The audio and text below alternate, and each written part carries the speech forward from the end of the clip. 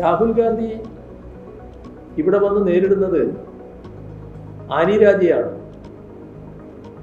Annie രാജ ദേശീയ തലത്തിൽ തന്നെ എല്ലാവർക്കും അറിയപ്പെടുന്ന ഒരു ഇടതുപക്ഷ നേതാവാണ്.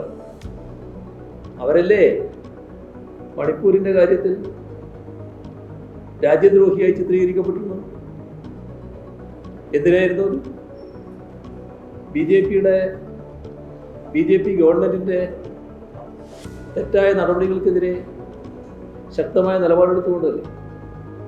അവരുടെ നേതൃത്വത്തിലുള്ള ഫാക്ട് ഫൈൻഡിങ് സംവിധാനമല്ലേ അവിടെ എത്ര ക്രിസ്ത്യാനികൾ അതിക്രൂരമായി വേട്ടയാടപ്പെട്ടു എന്ന അവസ്ഥ പുറത്തു കൊണ്ടുവന്നു.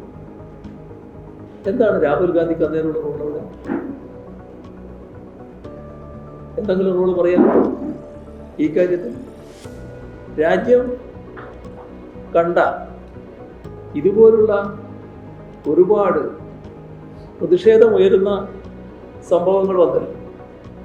ആ സംഭവങ്ങളിൽ എല്ലായ്പ്പോഴും ആനി രാജയെ കാണാനുണ്ടല്ലോ. എന്നാൽ കോൺഗ്രസിൻ്റെ വളരെ പ്രധാനപ്പെട്ട നേതാവ് രാഹുൽ ഗാന്ധിയെ അത്തരം സംഭവങ്ങളിൽ കാണാൻ കഴിയുന്നുണ്ട്. അപ്പോൾ അദ്ദേഹം ഇവിടെ വന്ന് മത്സരിക്കണോ മത്സരിക്കണ്ടേ എന്നൊക്കെയുള്ള അവർ തീരുമാനിക്കേണ്ട കാര്യമാണ്.